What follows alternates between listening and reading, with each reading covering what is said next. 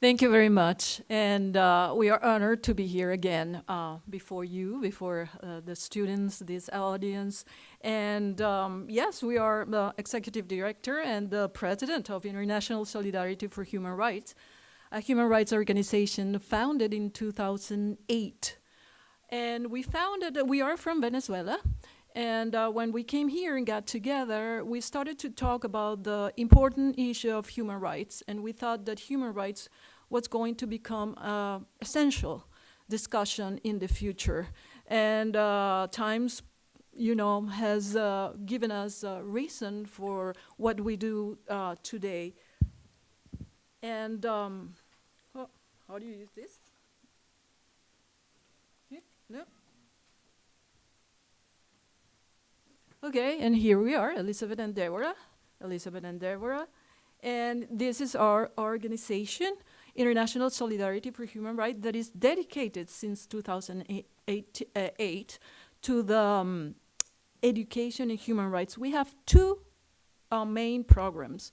The Human Rights Class in a Box, where we go to schools and universities to teach in our own presentation, in our own way, education in human rights, because we think is our mission and our thinking that human rights are values. We always, when we talk about human rights, we are talking about human rights violations. And for us that is not so. Human rights are more than that, are values. So we have to talk a little bit about human rights so you can understand how incorporate human rights into the Camino de Santiago. So human rights education, and after Second World War, the nations of the world got together because the Holocaust, so many people had died in World War II that they got together to come up with a document that will protect us from injustices in the world. So on December 10th, 1948, the Universal Declaration of Human Rights was born. It was such an important document that it was revised for 2,000 times, because the words that are embedded in the Universal Declaration of Human Rights has to mean the same for you here, for me in Venezuela, for you in China or in Africa or in any part of the world. Every word has to mean the same for everyone because it's universal. So the UN General Assembly had called upon all member states to publicize the text of the declaration and to cause it to be disseminated, displayed, read, and expounded principally in schools. And we thought that wasn't done. Did you study human rights or the Universal Declaration of Human Rights in your schools? Never. Discuss it? No. In elementary, in high school, maybe not even. If you don't take the course of Dr. Susan Swingle, maybe you don't know about human rights. So, and we are 7.6 billion people in the world and growing up. Every 1 second, 4 children are born. So we are, going up in this 7.6 billion people. And only 1% of the 5% knows about the Universal Declaration of Human Rights. So we decided that we have to go into the field of education. And the Universal Declaration of Human Rights is an international document. Human rights are the rights a person has simply because he or she is a human being. Human rights belong to every person in the world, from birth until death. And human rights are those common things without which people cannot live in dignity. And that is the key word, dignity. What is to live in dignity? To live well. If we don't have food, shelter, or the necessary conditions to live well, we are lacking human rights. And human rights are inalienable. You cannot lose those rights any more than you can cease being a human being. Human rights are indivisible. If you violate one human rights, you might be violating a lot of them. Like in a domino effect, and human rights are interdependent. So how many human rights do we have? Now you have the booklet, you have a little pocket guide to human rights, if you took it over there. And that's a booklet that we designed especially to approach human rights in a positive way. I mean, with this little book, we have gone to elementary school, more than 80 this semester, to teach human rights. And we have gone to FIU, I mean, into the classrooms in FIU and Miami-Dade College and Miami University to teach human rights. And we only have 30 human rights. And maybe you are reading them and you are discovering that there are simple things without which we cannot live in dignity.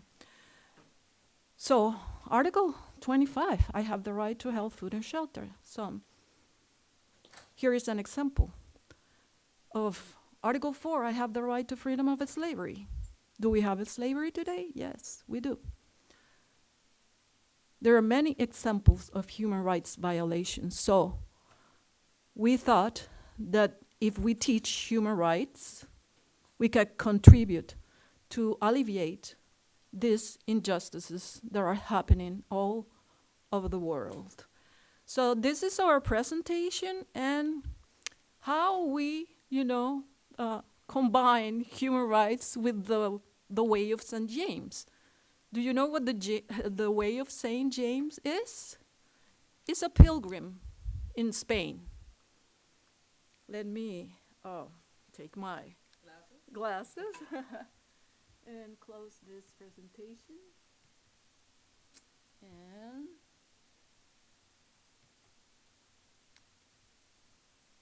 okay, wait a minute.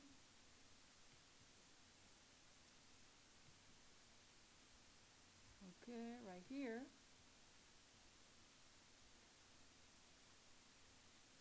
So, in 2000, the first event that we did as an organization was to break a Guinness World Record. That is why she said that we have a Guinness World Record, reading the Universal Declaration of Human Rights in Spanish and English for 240 hours, 10 days. We were in a room like this, we couldn't go anywhere, only reading and reading in turns. We took turns, and we fell in love with this document. And the second event that our organization did was to organize a travel to the Way of St. James to talk with the pilgrims about human rights. So in 2010, we went to the Camino de Santiago in Spain. And the journey was transformative. I mean, we came back to the United States being different, because the Way of St. James is like life itself. You learn a lot of things walking this way, and the Way of St. James starts in a pilgrim that is called the primitive way, because it's the original. It was the first way that was known many years ago. So I'm going to show you, because we have to talk. Have you read the article of the New York Times? The guy, Jack Hitt, who wrote this article, was the one who gave birth to a movie called The Way. Have you seen The Way? No? Okay, let's see.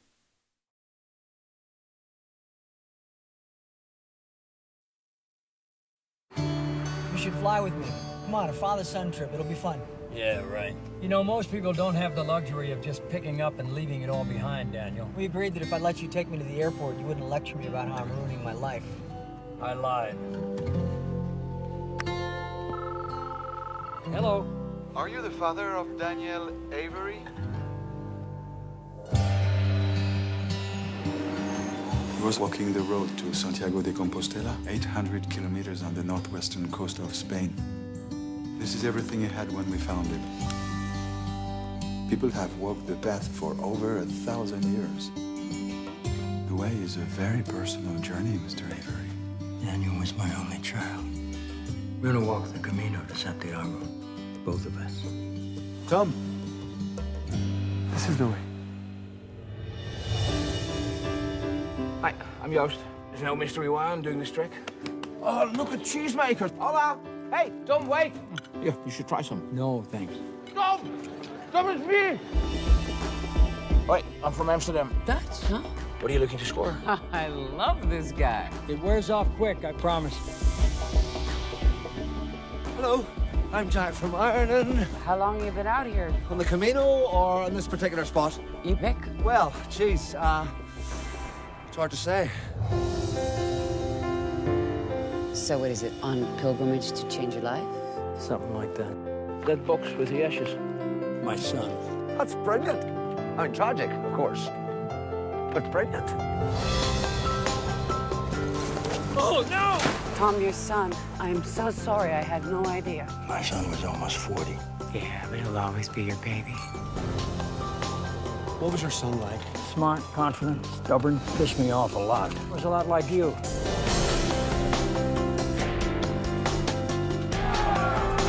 Hey, that kid took my bag. Hey!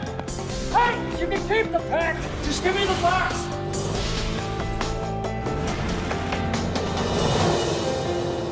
You don't choose a life, Dad.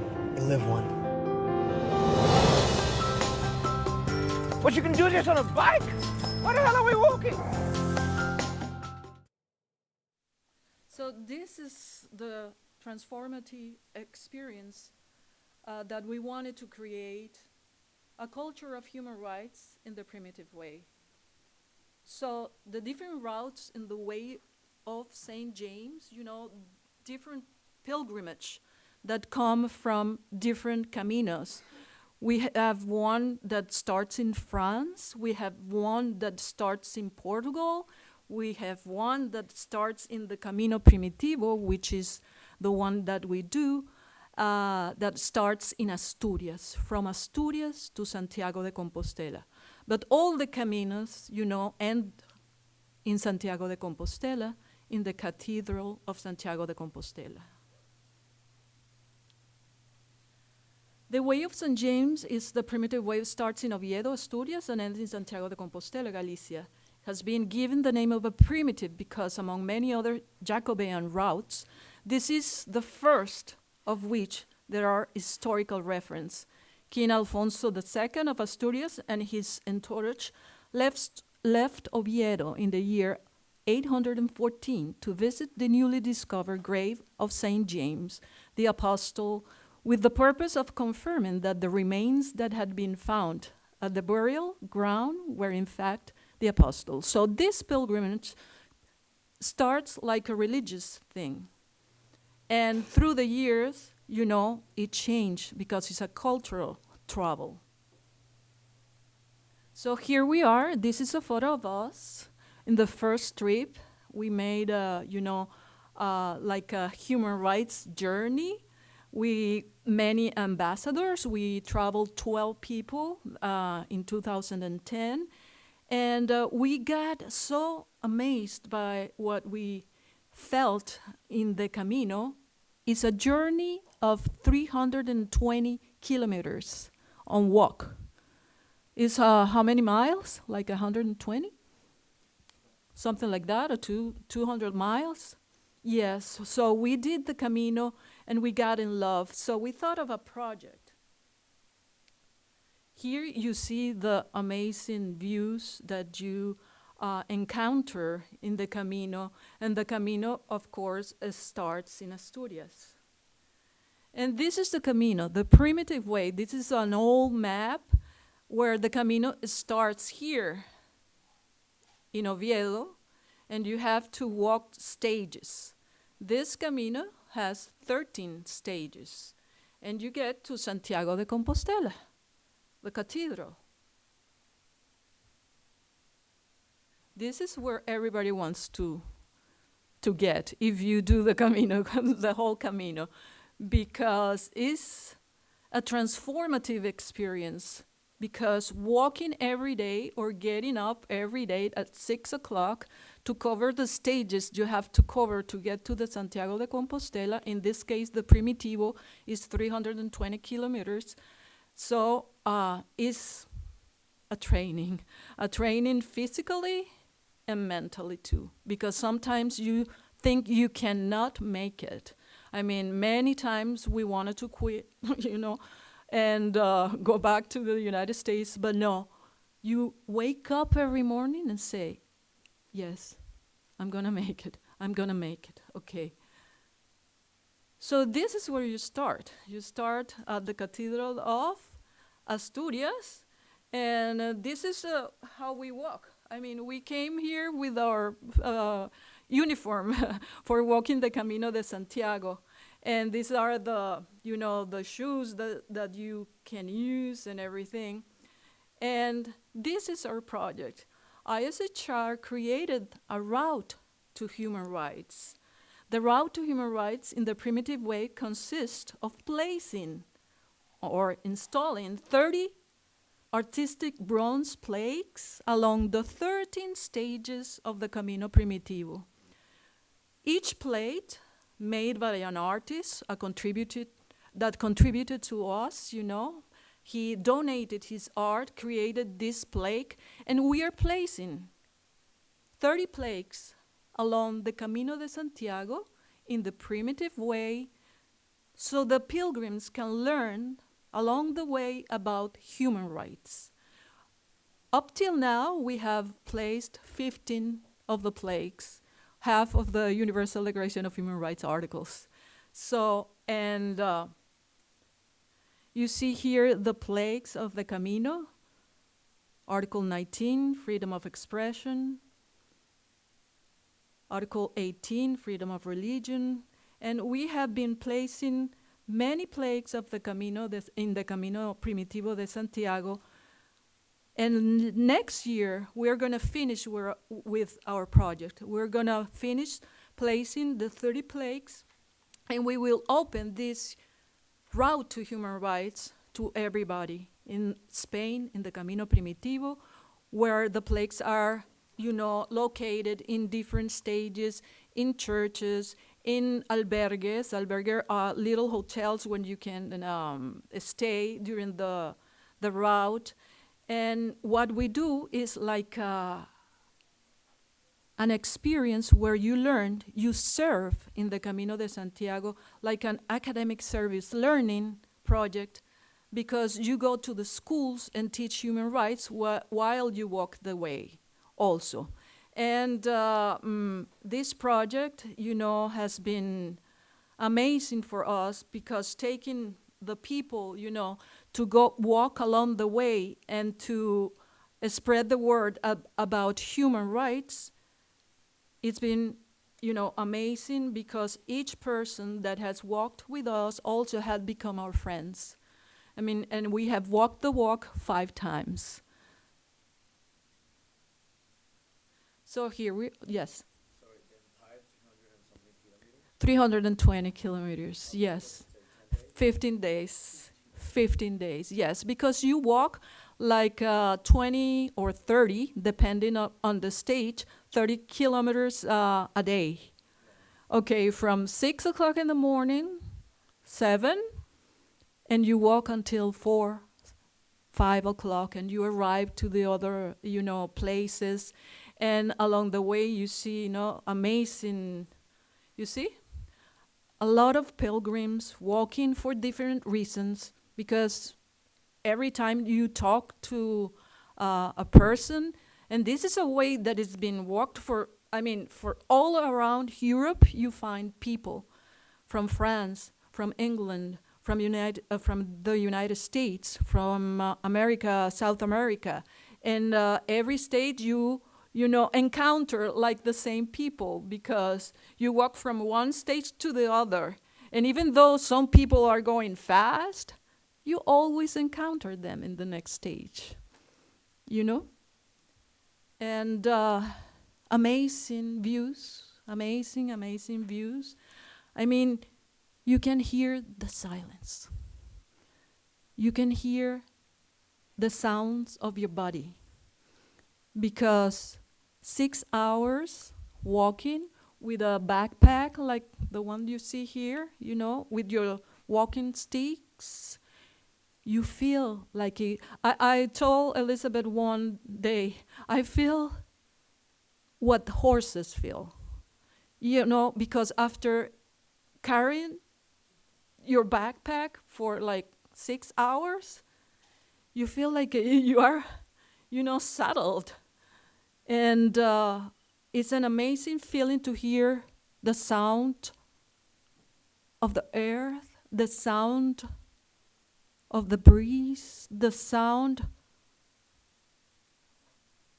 of the cows that you encounter, because you find animals, you find farmers, you find many, many things that you haven't experienced until you do the walk. And here you see, one of my experience was that in this Camino Primitivo, you have to walk, on a mountain for 3 hours, 4 hours. And then, you are walking and you want to go to the top. You want to, reach the top of the mountain. And you say, I cannot do it. I cannot do it. And when you do it, you say, wow, this is magnificent. Look at the view. But then you have to go down. The same time that you woke up, the same distance, you have to go down. It's like life itself. Sometimes you're up, sometimes you're down. But there is always a way. And in the Camino, you have to follow the arrows. Like in life, you have to follow instructions. You have to follow directions, señales del camino. Because if you don't follow your, señales, your arrows, you can get lost. And these are the views, amazing views of the Camino. And you encounter, as I say, the Camino is like a big community, because nobody is left behind. That's one of the rules in the Camino. If you are traveling with your friends, nobody can be left behind. Everybody's the same, because we are all wearing the same clothes. We are having the same, situations, like the ampollas? The blisters. The blisters are, you're going to get it, at least one in the Camino. But, you have friends that help you with your backpack and everything. And you find people from all over the world, which is what I like the most, because it's an opportunity to meet other cultures, other languages, other way of being, other races. That's why we choose the Camino de Santiago for our project. And here, I was, here after how many hours? Like 4 hours of walking. We were arriving at our destination, but it was, because in the Camino you have to be aware of your body, what your body is telling you. And you have to stop, like in life. I compare this with the life, experience, because how many times you keep going and going and going and going and you don't stop, and you get tired, sick? The same happens in the Camino. When you have to stop and change things. And you encounter, the jamón serrano, it's, serrano ham. You find different food. You find people, amazing people in the Camino that is ready to help you. And, it's quite an experience, and you always fall. Maybe. Here is my ankle. I fell in the Camino. I stayed in Lugo, I think it was, for a day, and then started a new walk. And these are, you know, the places you encountered, the people you encounter, and the final destination is the Cathedral of Santiago de Compostela, when you embrace the Santo Apostol, St. James, and you finish your walk. So, as I told you, during the Camino, we stop in schools and teach about human rights. In 13 stages, we have covered in 5 years, 2,000 students, where we have stopped and teach about human rights. So each year, the Camino de Santiago is crossed by thousands of people from all around the world. In 2018, over 327,000 finished the Camino. The most popular countries, you see, Italy, Germany, and the United States. And another statistical shows that 46,000 people define themselves as students. So we are here to invite you to, you know, if you ever want to do the Camino, do it. Because it's an marvelous experience. It changes you. It gives you the opportunity to meet new people and be really a global citizen. And with the experience of teaching human rights, I mean, human rights is an issue that makes you a global server. If you teach human rights, you're teaching a way of life that we decided to go through 10 years ago. So this is our presentation. If you have any questions about the Camino de Santiago and how it is, you're welcome to. Yes? Yeah, I have 2 questions. First would be about... Okay, the first one, sorry, would be about, so you say your organization, I'm just curious because I don't know, you started in Venezuela. What would you say is the human rights situation in Venezuela right now? Yes. And then my second question is about the Camino. By the way, I have a lecture about this. Well, it's not specifically only about it, but I do talk about Santiago. So I've always found interesting, you know, it's called Compostela, which is Field of Stars. And the ancient name for it was the Via Lactea, or the Milky Way. Yes. So anyway, I have this book on pilgrimages by Eleanor Monroe called On Pilgrim Roads. And she says a lot of our pilgrim journeys are cosmological. I'm wondering if you'd like to talk about that aspect. So those are my 2 questions. Okay, yes, we come from Venezuela. Elizabeth Sanchez Vegas came here 25 years ago. I mean, she decided when the Chavez gave the first strike on Venezuelan democracy, 1992. Yes, so she decided to come here. She, hadn't imagined what was going to happen to our country. And I came here 10 years ago, in 2008, 11 years ago. I knew something was really happening in Venezuela because we were losing little by little, like taking little by little our human rights, but I didn't know what human rights were. I didn't know. Because everyone, as I told you, talks about human rights violations. They are violating my freedom of speech. They're violating freedom of speech. But no, they were taking little by little my liberties. And we didn't know. So they did it in a wise way, because they took my freedom of speech and they back up for a while. So the things got calm, and they took my freedom to have private property, and they back up. And little by little, they were taking things, but the people weren't aware. We took it for granted. All the democracy built during 20 years, 40 years of democracy in Venezuela, the most rich country in South America, now eating from garbage. So I came here 10 years ago, and we got together because we knew each other in Venezuela, but we got together again, and we decided that we should do something. So this is our giving back. We cannot go in Venezuela and teach human rights. You cannot go to Cuba and teach human rights. You cannot go to China and teach human rights. So you have to teach human rights and make the people aware of the rights that we have where we can, when we have liberties.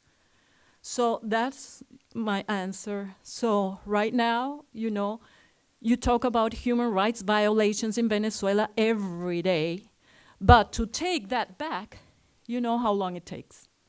Huh? So that's our vision about if you teach, if you treat the sickness, you know, prevention is human rights education. Sickness, human rights violations. And about the Campus Stellae. Campus Stellae, as you say, the Via Láctea, the Milky Way, is a place, because you have Santiago de Compostela, where every pilgrim arrives. But then, if you go a little bit farther to the ocean, you go to Finisterre, which is the end of the world. It was called the end of the world because it was the end of the world. I mean, they didn't know that the world was round. I mean, Cristobal Colon hasn't been, allowed to take on the ships to discover America. So when you go to the Santiago Finisterre, you see the Campus Stellae because it's a campus of stars. I mean, that's the end of the world. And when you get there, you really feel that at that time, in the people, I mean, before Cristobal Colon was in yes, exactly.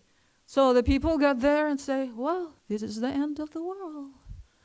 So the Campus de Estrella was the place where the world ended and was the place where they found the remainings of Apostle St. James.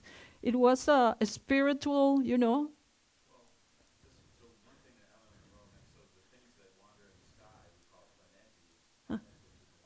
Uh-huh. So as they wander in the sky, we wander here on earth, right? Not all wander are lost.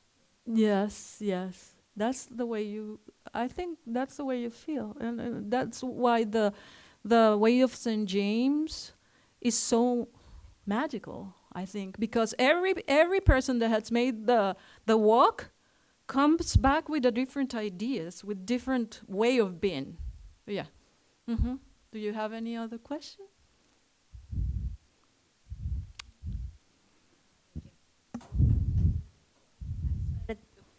Is it on? Okay. I just wanted to tell you guys I'm from Venezuela as well, so I definitely feel your pain, and I want to thank you ladies for the work you guys are doing. I think it's really valuable, and through education, I think anything is possible. But I wanted to ask you both if you guys have any memorable moments or like a favorite moment of your trip or any memory that comes to mind or like just a favorite time. You? Okay. Well, my favorite, memorable. Yes, memorable moment was when I was walking, you know, through the hardest path that is to walk so high, like 800 or 1,000 meters, you know, in the mountains. And when you go there, you see the clouds behind you, below you, right there. And you really feel like you are in heaven.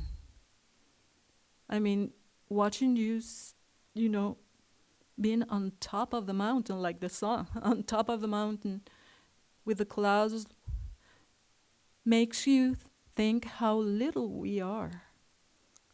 How how amazing is the world we live in, and how compassionate you come from such a journey. And Elizabeth. Let me tell you something. That's a very dangerous question because we can stay here until tomorrow. But just a few things that's come to my mind.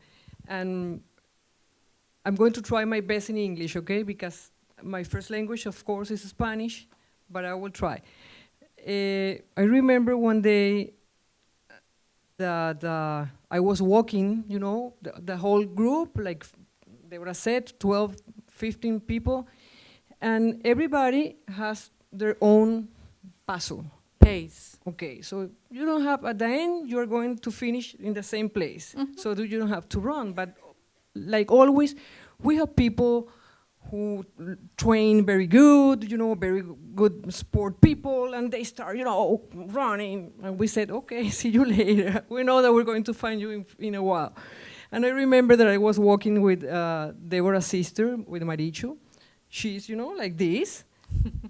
Has to walk. She has to walk fast. She's explained to me, I have to walk fast because, you know, it's difficult for me. So she's, you know, she walk and walk and walk, and I say, Marichu, why you have to run? Take it easy because we have to walk like 6 or 7 more hours. Well, she, you know, she was walking, and I have my own step, no? So suddenly I found her, you know, like she's going to die in a rock. And I said, Marichu, what's going on? I'm going to die. But before that, you know, I was walking and I saw a dog, a big dog. And you know, the dog we have the same stick, those sticks. And the dog came to me. And I said, I'm very friendly with the pets and everything. Oh, are you going to walk with me? Nice. So, you know, we walked together like 5 minutes, and then he left. When I found Marichu, she was crying, and she said, Elizabeth, did you see the wolf? And I said, no. Well, it's going to eat me. You don't imagine the teeth like this. It's terrible. So I have to run and run and run. And I said, Marichu, I found a dog.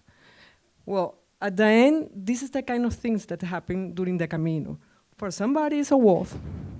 For other people, it's just a cute dog.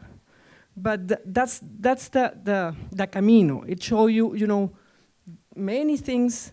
And this is another thing that I will give the chance to Deborah. Another question. A friend, you know, she started walking with her cellular. Yes. All the stuff, the makeup, you know, carterita, I don't know how to say that, you know, makeup, everything. So the backpack was, you know, very heavy. The second day, well, she left the few of the things. The third day, she started crying because she left her mobile, her cellular. So she said, I'm going, crying. So, you know, you're tired walking. So she said, I'm going to die because my son and my daughter is in London, and I need a connection with them.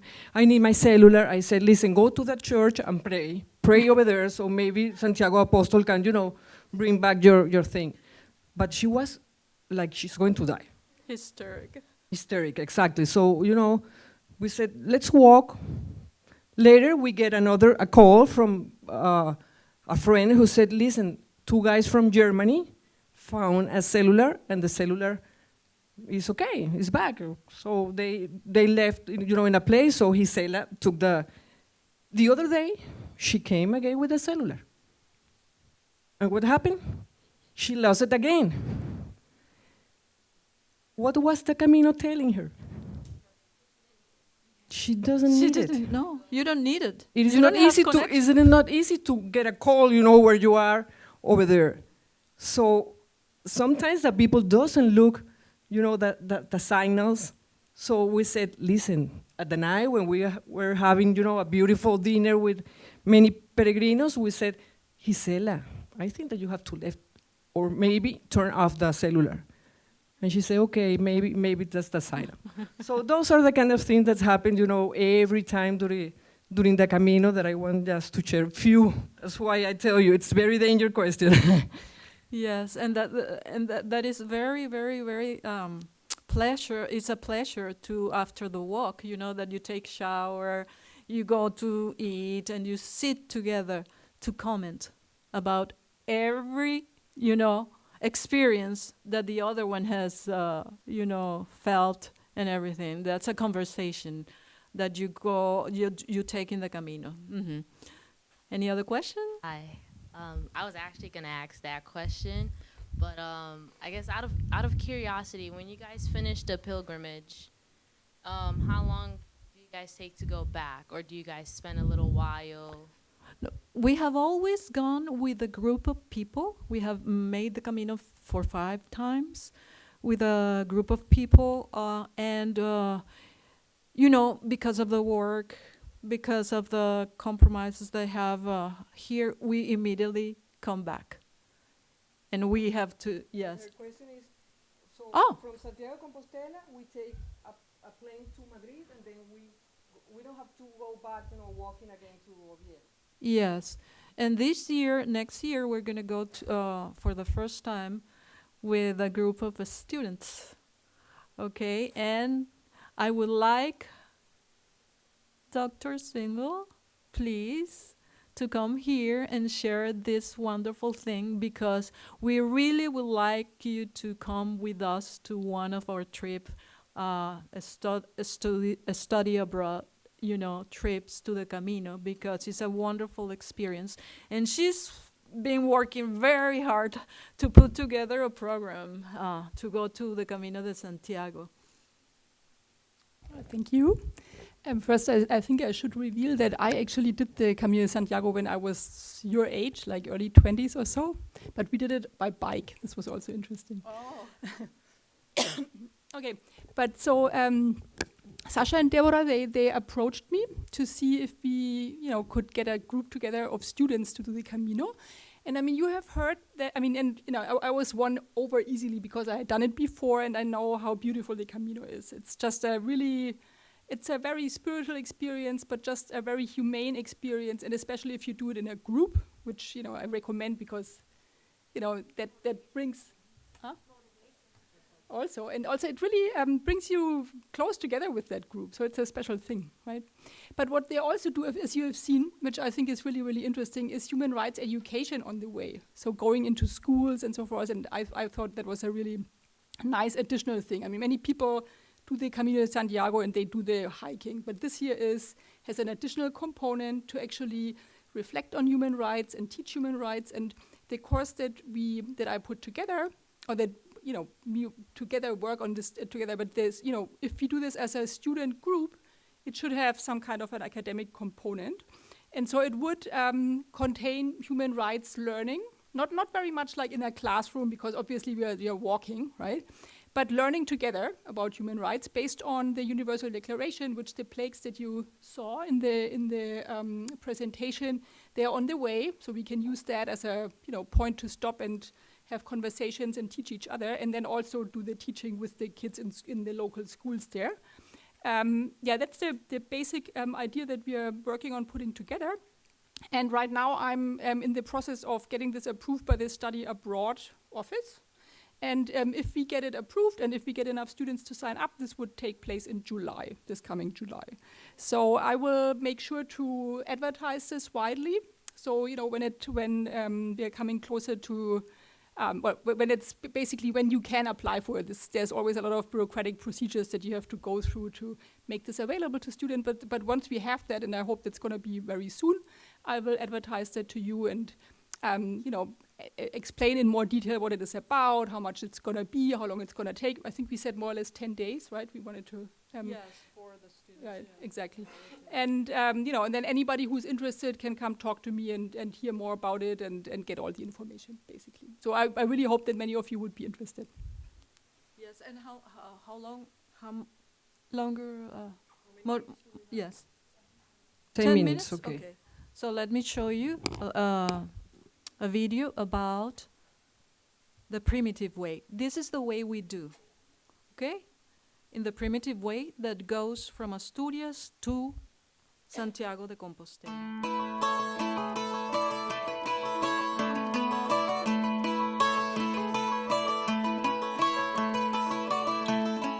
The Route of St. James is one of the largest spiritual, cultural, and religious events to take place throughout the history of humanity, attracting pilgrims from all over the world to make their way to Santiago de Compostela, the final resting place of the Apostle St. James.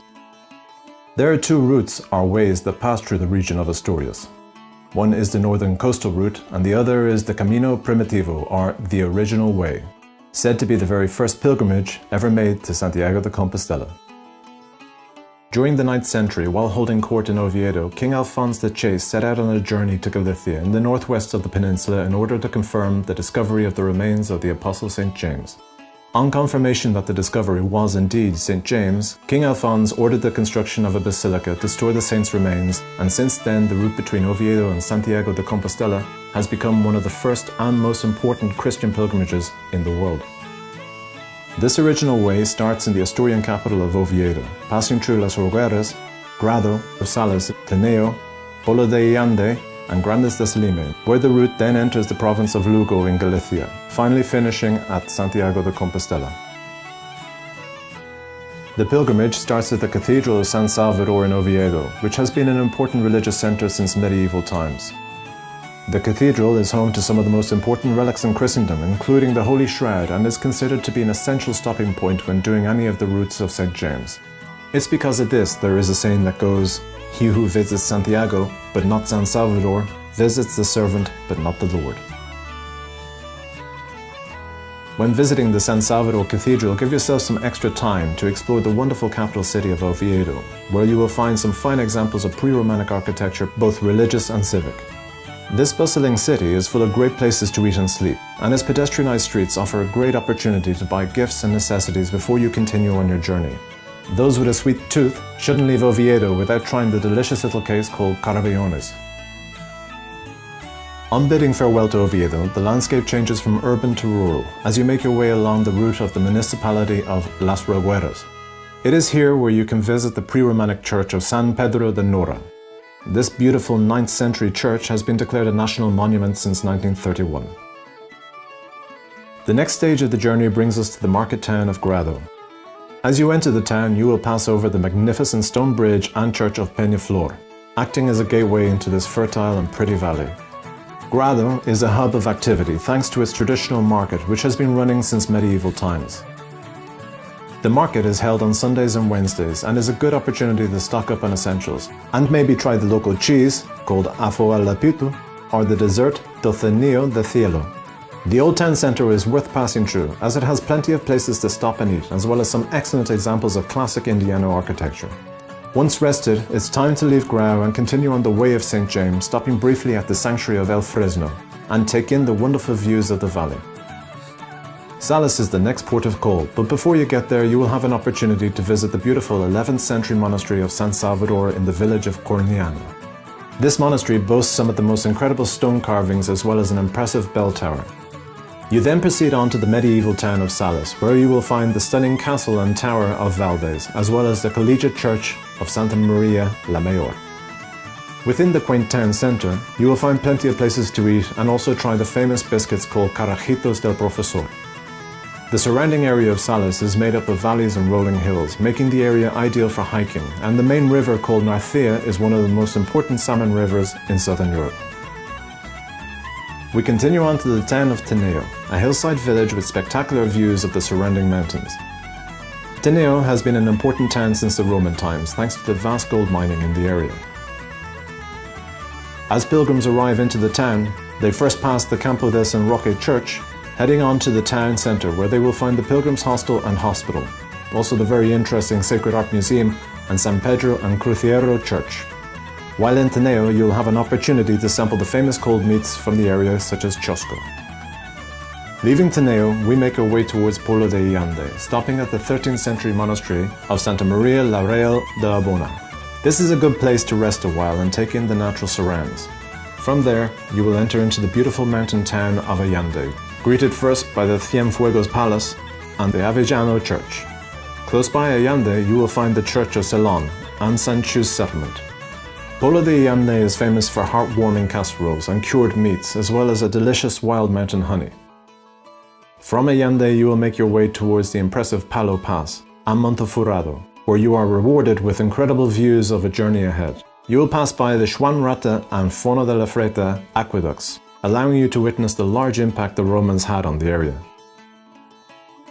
From here, we follow our way down through the valley, passing by the beautiful historic stone village of San Emiliano, and entering into the last stage of the original way in Asturias. Our journey takes us to the mountain village of Grandes de Salime, stopping briefly at the dramatic engineering feat of Grandes Dam and Reservoir. Afterwards, you reach Grandes de Salime, a quaint rural town which is home to one of the most impressive ethnographic museums in Asturias. At the center of the town, you will find the 12th century collegiate church of San Salvador. Grandes de Salime is famous for its rustic food, with plenty of influence from the neighboring Galicia, especially for octopus. You will also have a chance to try the wonderful sponge cakes called mantecadas. A short distance from Grandes de Salime is the Pilgrims Hostel, which sits at the foot of the well-preserved Chao San Martin Settlement and Interpretation Center. It is from here that you bid farewell to Asturias, descending towards the Acebo Pass and into the province of Lugo in Galicia. By now you have been well fed, well rested and spiritually replenished as you continue in the original footsteps of King Alphonse towards the magnificent Santiago de Compostela, the final resting place of St. James.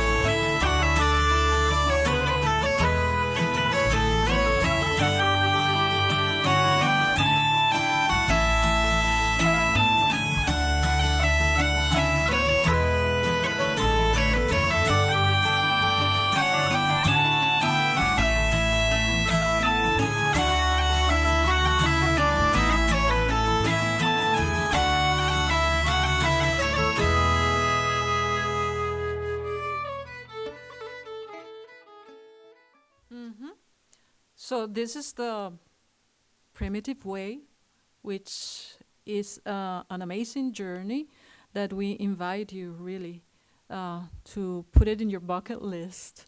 And for us, was a pleasure to be here today.